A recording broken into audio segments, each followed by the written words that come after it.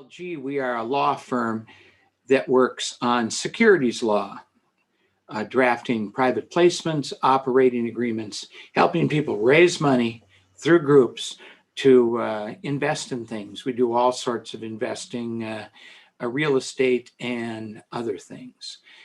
Today, on this Facebook post, I want to bring you up to date on a change in the SEC law as it relates to the term integration as a rule inside of Regulation D, Rule 506 offerings. And this is a positive change in the law, which will help people raise money and promote capital formation. So how does integration affect me? Well, integration is a process or a concept, at least in the securities laws, where the SEC and the regulators can take two offerings and bring them into one offering through their process of integration. And that can be bad. That can be bad for us. So the two places that it applies to us are when you're doing a Rule 506C offering, and then you follow it up with a Rule 506B offering, or when you take more than 35 sophisticated investors. And we'll talk about each of those briefly. The first thing I'm concerned about is doing a 506C offering and then 506B. What we're talking about there is in a 506C offering, you can advertise and you can take money from people you don't know.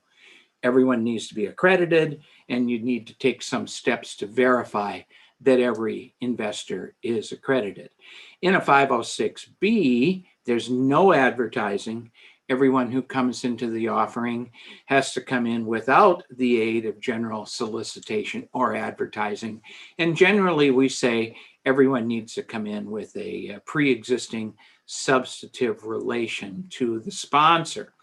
The old rule on integration was once you finished your 506C, where you're out there advertising, you're meeting a lot of people, you're putting them in your database, not everyone you meet is accredited.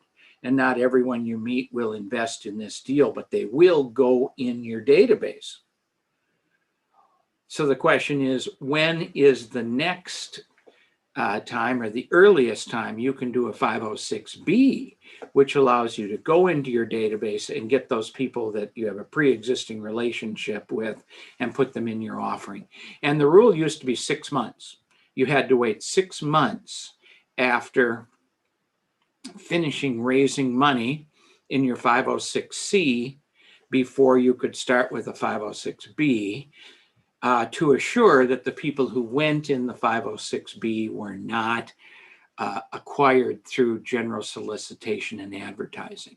And how the SEC changed the rule to make it better for us is they have shortened that time between offerings to just 30 days. So now you can end your 506C offering, and in 30 days, you can bring on your 506B offering. So the reduction in time from 6 months to 30 days is going to help you do more offerings and help capital formation.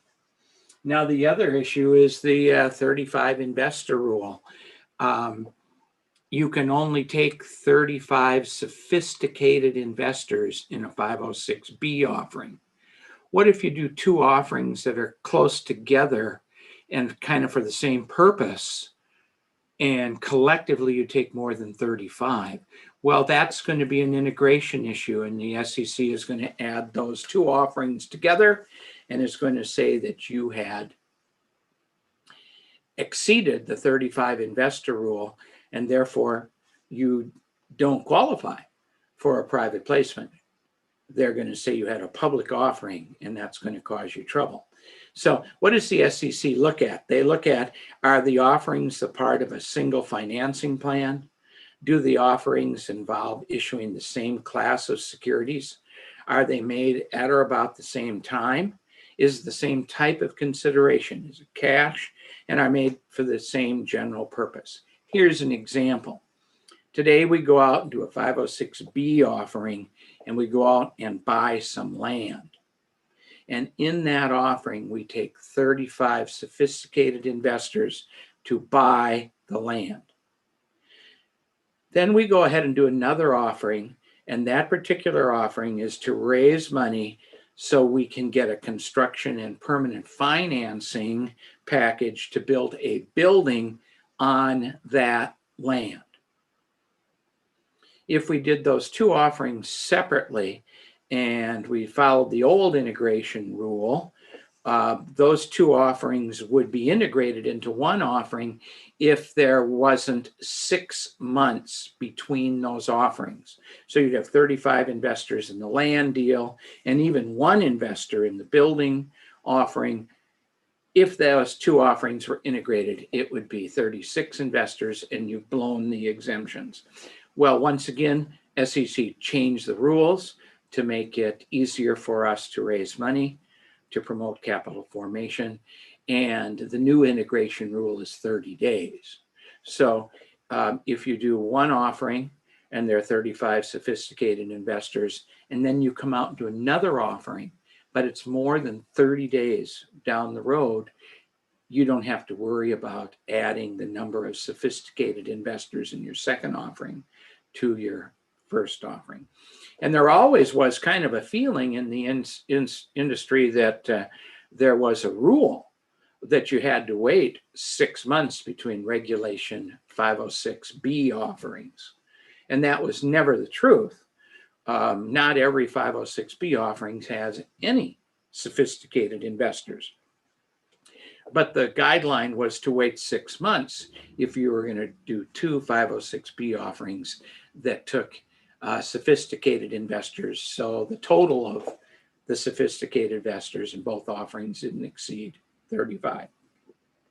But now we just have a 30-day waiting period as opposed to a 6-month waiting period. And that should help us do more offerings and raise more money. So I'm Gene at Trowbridge Law Group. There's our phone number. The next time you're interested in doing paperwork for your syndication or your group investing, we'd love it if you would call us and consult with us. And be sure to check our YouTube channel. It's YouTube at Trowbridge Law, where we have a whole series of interviews with people who are important in the syndication business. And I will see you next Tuesday at my next Facebook post, which happens at 10 o'clock Pacific Standard Time. Thank you.